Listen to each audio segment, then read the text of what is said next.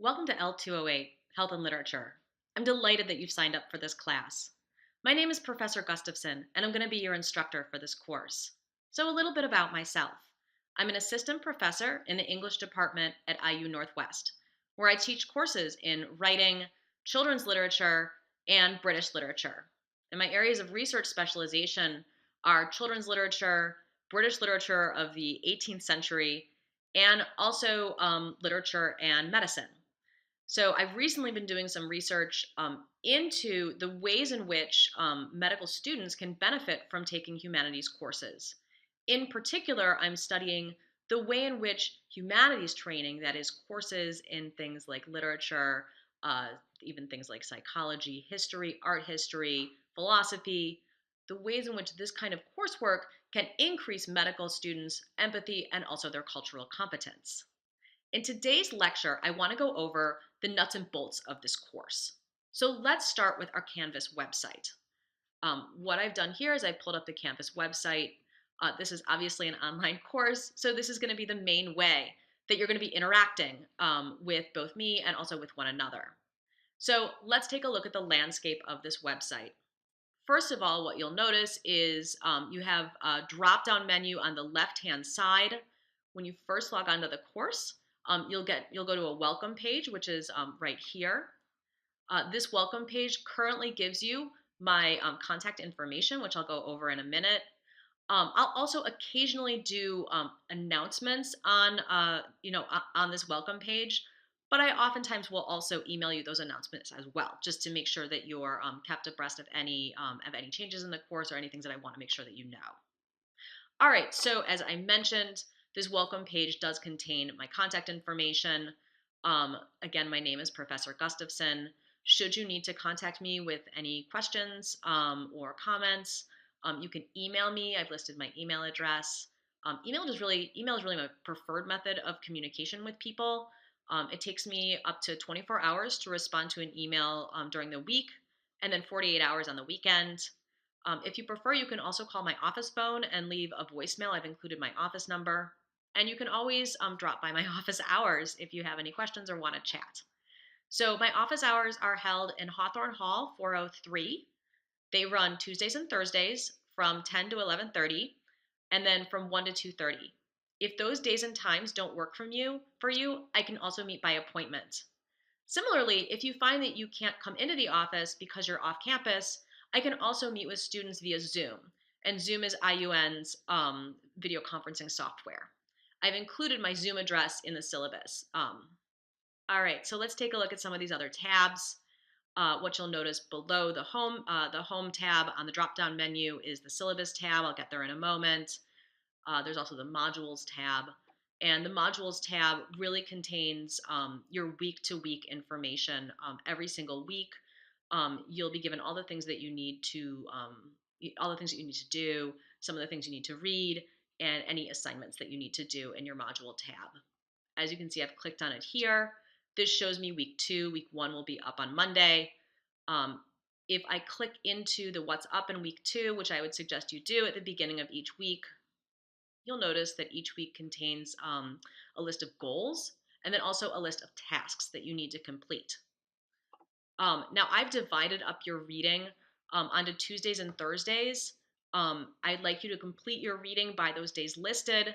I've really done it because I would encourage you guys to treat an online class just the same way that you would a face-to-face class. If you prefer to read your reading on different days of the week or to read it all at once, that's totally fine with me. But if you do feel like you need to have some structure, then that structure is in place in the syllabus so that you can just follow that reading guideline. All right, every single week, you will be given reading for the week. You'll be given a lecture to watch. You'll be doing discussion board posts. And then there's also a series of assignments that you'll be doing throughout the semester. Your assignments on a week-to-week level are always included in the task section. All right, from the What's Up page, you can actually toggle through the rest of the week. Here, what you'll notice is I have 2 PDF readings. This one you can download. I ask that you download readings and print them out because it's easier to read things when they're printed out in front of you. This is actually, I'm going to click on the second reading for week 2. If you toggle through, you'll get to my lecture. Then if you toggle through that, you'll get to the discussion board. And then I think finally for this week, there's a paper due, and they'll also be in a folder in that module for you to turn in the paper. That's what the module section looks like. Now, you will probably be able to access everything you need to complete your tasks during the week to the module section. If for some reason you can't find it or you prefer to look around on Canvas sites, I also have included a file section. I'll click on it to show you what it contains. That contains handouts and PowerPoint slides, actually the images that the course is built through, and then your list of readings as well. I also actually have included an assignments tab as well in the drop-down menu. This will take you over to any of the assignments that are due. If for some reason you don't see them in the modules, you can turn them in here. Finally, I've also included this grades tab. This tab will include your grades on various assignments. You'll also be able to access feedback on your assignments through this tab as well. And I'm going to explain that in just a couple of minutes. For a moment, I want to talk about the syllabus. All right, this is the syllabus tab. When you go onto the syllabus tab, you can actually download the syllabus by just clicking on the file. So let's take a look at that syllabus. First of all, this syllabus will be your Bible for the course. All right, I'm sure you're well aware of what syllabi are like. They're a Bible for most college courses. Obviously, you have your week-to-week tasks through the modules section. Your syllabus will also give you a weekly reading list, but it'll give you a bird's eye view of what readings and assignments are due over the course of the semester so you can plan ahead. It also contains my contact information, and course policies as well. So if you ever have any questions about that, you should first look in the syllabus, and then if you still are having trouble, please email me. All right, let's take a look at what this syllabus looks like. On page 1, I've included my contact information, including my Zoom address, a description of the course, and a list of course goals, which I'll encourage you to read on your own, as well as a list of course materials that you'll need to buy. Now, these materials are available at the IUN bookstore. Should you wish to go elsewhere, I've also included what are called the ISBN numbers. That's the serial numbers for the books. And I would encourage you to buy these editions. The reason why is that pagination changes from edition to edition, and it can become very difficult to look things up if you have a different copy. If you would prefer not to buy these books are also available on Course Reserve at IUN's library. I've also given you a list of required technologies for the course. You're going to need access to a computer with the latest version of Internet Safari or Google Chrome because Canvas takes those best. You're going to need access to a printer to print out our readings, and you're going to need to have a copy of Microsoft Office. All of these materials are available through IUN's computer labs. On the second page, you'll notice the assignments list week by week. So I've included, again, that reading, and then those list of assignments. And this will give you a bird's eye view of what's due when, and then the way in which our reading fits into different units that we're going to be looking at. Here's your grade breakdown. Your grade is going to be based on a series of different tasks that you're going to be doing. They each have different weights. Those weights are already included in Canvas so that you can follow along with your grade. It's already calculating your grade based on those weighted averages. These tasks are 5 quizzes, 3 papers, and discussion board posts. I've also included the grading scale for assignments. You will typically be receiving grades that are points, and you can convert those points into grades just in your head using this map. Let's say a little bit more about these assignments. So you're going to have 5 quizzes. You'll have them periodically throughout the semester, and the quizzes are going to be designed to make sure that you're completing your reading and also that you're watching the lectures. Quizzes should be completed by Sunday at 11:59 p.m. For the first quiz, you're going to be allowed multiple tries for it because I want to make sure that you know the materials in the syllabus. It's a syllabus quiz. For all other quizzes, you will only be given one shot at doing the quiz. You will not be given multiple tries. All right, you have 3 writing projects this semester as well. I'll be posting individual instructions on those projects in the individual assignments folders. All essays are due on Sundays by 11:59, and they should be submitted through Canvas. And essays should be turned in on time unless you've made prior arrangements with me, which leads me to my extension policy. Basically, I'm usually happy to give extensions to students for exceptional circumstances. I know that at personal emergencies or, Just circumstances can arise that make it very difficult for you to get a paper done. I was a college student too once. And so if you contact me prior to the due date, I'm usually happy to give an extension. I just ask that you email me prior to that due date. Any few hours prior does not count. Basically, I would much rather give you an extension than give you a lower grade on an assignment because it's been turned in late. So if you're having trouble, please email me. All right? Now, if you need me to clarify instructions on an assignment, or if you need assistance with your essay, please email me or stop by my office hours. I'm always happy to help answer questions that students may have or to offer advice on the writing process. You can also always stop by the Writing Center. And finally, I'm going to be giving you marginal and overall feedback on your papers, and you'll be able to access that in the same folders where you've turned in the work. To access marginal comments, you're going to click on the grades tool and then click on the appropriate paper in order to access the submission detail screen. And once you're there, click on the view feedback button in the top right hand corner of the window, and the marginal comments will appear. Now, I want to spend some time thinking about the discussion board posts. Basically, each week you're going to write 4 discussion board posts. And this is really going to be a large part of the class because this is the way in which a lot of our learning is going to take place. So, of those 4 posts, 2 of the posts are going to answer weekly discussion board questions, and 2 of the posts are going to respond to somebody else's post. They can respond to me, you can respond to your classmates. And at the end of the week, you're going to be graded on your post. You'll receive a total of 20 points per week. Now, I expect your post to meet the following criteria when I'm grading them. I'm going to highlight it right here. You're going to have at least 4 entries. You're welcome to post more.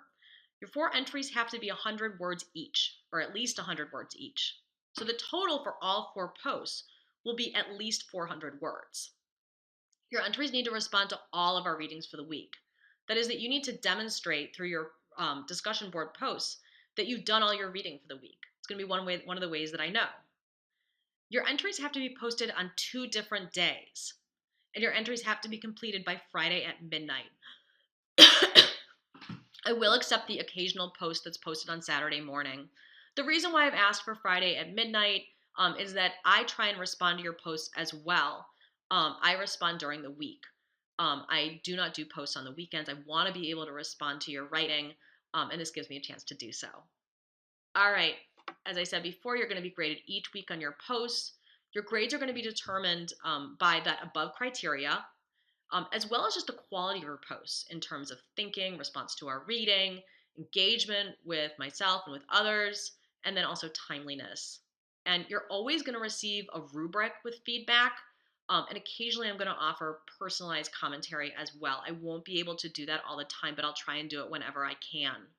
So I've included the rubric for the discussion board post at the end of the syllabus in Appendix 1. All right, I want to go over some of our course policies and also some general resources. First is my policy on late assignments and extensions. As I mentioned, I understand that personal emergencies can arise, and I'm happy to grant an extension on writing projects for exceptional circumstances. Your boss suddenly asks you to work 20 hours more, or you discover that you have a major final coming up, or you have 4 papers due in one day. Those count to me like exceptional circumstances. As I said before, I ask that you contact me prior to the due date and a couple hours before. It doesn't count. Now, if you have not received an extension from me, then late assignments will be scored a lower grade for each day that they are late. Every day an assignment is late, it will drop by a letter grade. That means that if you turn in a paper and it really is an A paper, but you've turned it in 24 hours late, your A paper will be recorded as a B. And after 2 weeks of not turning in a paper, that grade will just change to a 0. Now, I should add that extensions are not available for discussion board posts. That's because the discussion board is really our class conversation. You can't replicate that after the week has passed. So discussion board entries just won't count if they are posted after the week has passed. And they're going to receive a lowered grade if they're turned in, really at the end of the week, on Saturday afternoon or what have you, or if they're posted all on the same day. All right, in this course, plagiarism will not be tolerated. Plagiarism includes turning in work that's not your own, turning in work that fails to properly cite its sources, including materials that you found on the internet. So if you go to Schmoop or GradeSaver, you need to cite that in your discussion board post. You most certainly do not have to do that. If you feel most comfortable doing that, then you need to acknowledge that. Plagiarism, though, also can include turning in work that you've written for another course. So students who, for whatever reason, plagiarize face a variety of consequences in this course and through IUN. Those consequences include failing the assignment, failing the course, and even being referred to IUN's disciplinary officers.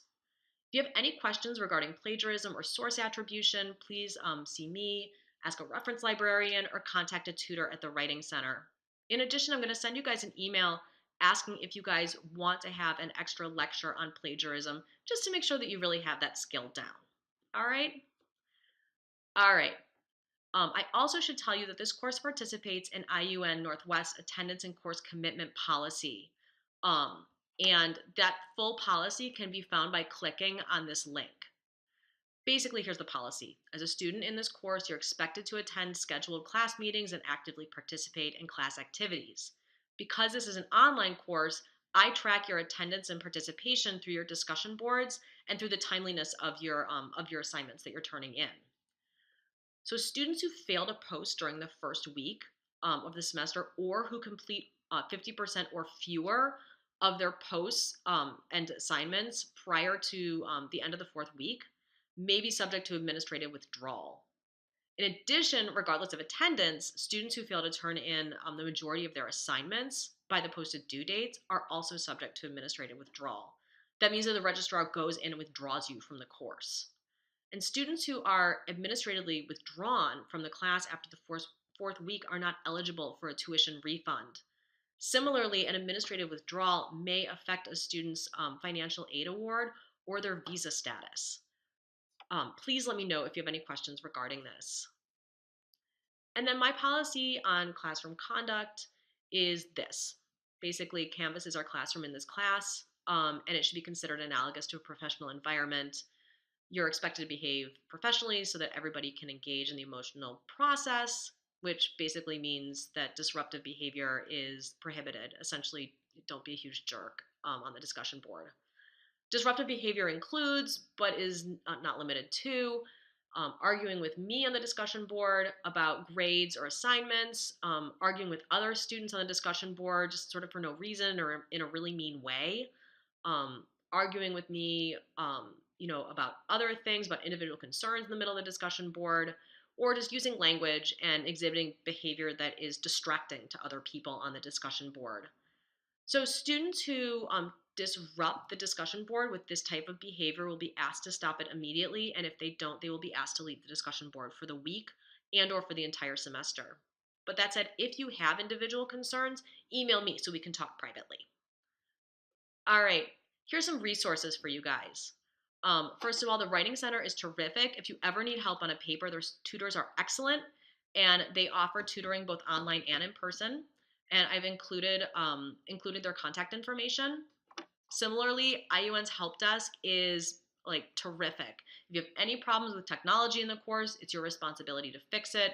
And I've included IT support's phone number. It's available 24/7, as well as their email address and their office number. I also wanted to make sure that that students who require accommodations for disabilities know their rights. So basically, Indiana University is committed to creating a learning environment and an academic community that promotes educational opportunities for all individuals, including those with disabilities. Professors are asked to make reasonable accommodations upon request by the student or by the university for these disabilities. If you are a student who requires accommodation for a documented disability, you need to notify me as well as the relevant campus office that deals with these cases, and you need to do so in a timely manner, because the sooner we know about this, the sooner we can start, offering those accommodations. Indiana University will make reasonable accommodations for access to programs, services, and facilities as outlined by applicable state and federal laws. So basically, if you find that you need accommodations, both because you have a documented, longstanding disability, or let's say you get really sick during the semester or a disability arises, please contact me as soon as possible. And then also please contact Student Support Services. And I've included their contact information here. I also just want to read the diversity statement because I think it's really important, especially for a humanities course where it's so important. The learning process is really taking place through conversations with people, through recognizing differences, and through kind of celebrating differences as well. So here it is. IUN and I are committed to creating a climate in the classroom that fosters and welcomes opinions of people of diverse racial, ethnic, religious, and cultural backgrounds. This climate is beneficial in helping make us all feel comfortable in the classroom and also allowing us to learn about each other's beliefs and customs. I also want to say a word about the course evaluation. I know by the end of the semester that most students really don't want to fill out a course evaluation because they're really busy, but it's incredibly important in online classes to do the course evaluation. IUN takes course evaluations overall incredibly seriously, and we just can't continue to promote online course offerings if we don't receive feedback from students. So it's your responsibility to fill out the course evaluation at the end of the semester, regardless of how you feel personally about the course or how you feel about the instructor. I've also included the sexual misconduct policy for the university because I think it's really important for students just to know what their rights are. I'm going to read it to you because it's this important. This is what you need to know about sexual misconduct. Indiana University does not tolerate acts of sexual misconduct, which includes sexual harassment and all forms of sexual violence. If you've experienced sexual misconduct or you know someone who has, the university can help. You need to know that federal regulations and the university policy require that faculty members like me promptly report incidences of potential sexual misconduct when they become known to us to our campus's Deputy Title IX coordinator.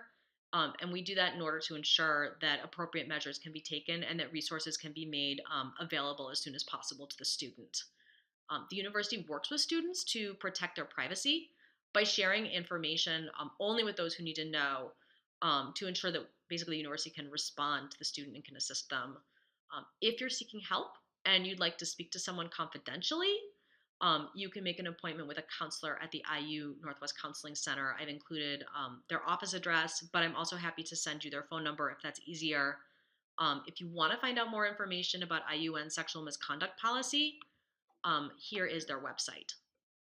I also think it's really important for students who are pregnant to know their rights.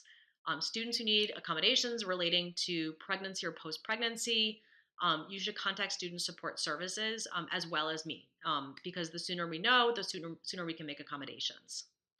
And a final word, which is on incompletes. I do allow students to take incompletes if exceptional circumstances arise. In order to take an incomplete, students have to be in good standing in the course. You have to have a grade of C or higher. And please see me immediately if you feel that an incomplete becomes necessary. All right, the final page of the syllabus is that appendix for the discussion board rubric. When you receive this rubric, you'll only receive pieces of it, as part of your feedback. So if you want to see what the entire rubric looks like, this will give you that overall view. All right, that's it for this lecture. At this point, you can certainly move on to the next lecture. I do have an optional lecture for students who are new to taking online courses. I know a lot of you guys have already taken online classes. If you feel comfortable, you can just skip that lecture. But if you're new to an online class environment, I have an optional lecture that offers some advice on ways to be most successful in online courses. All right, it was nice meeting you. Thank you so much for listening, and I look forward to seeing you on the discussion board.